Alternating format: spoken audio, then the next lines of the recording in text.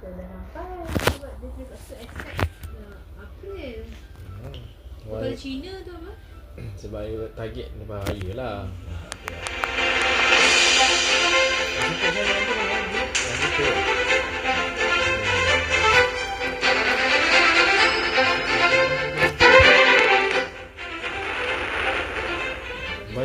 Baju kita yang tu, baju raya tu macam mana?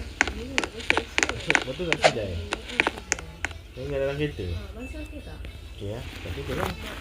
Mungkin dia akan pusut balik juga kan. Sebab anak 3 Abang rasa macam ni takut dah makan makan dia baik. kita gerak tengah pagi Tak ada. Mungkin lah. kecuali kita je yang akan sahur kot. Dia tak sahur lah kot. Apa ni? Letak bantai kat tengah tu.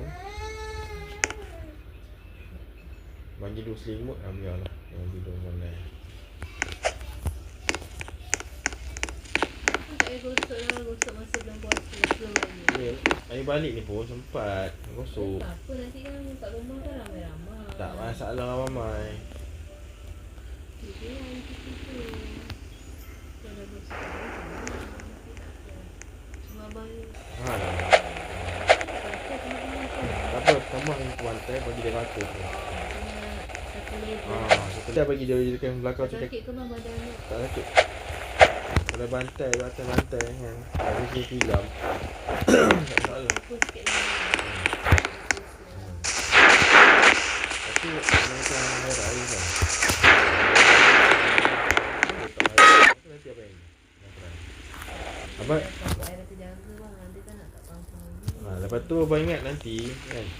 Esok abang kalau tadi vacuum ni.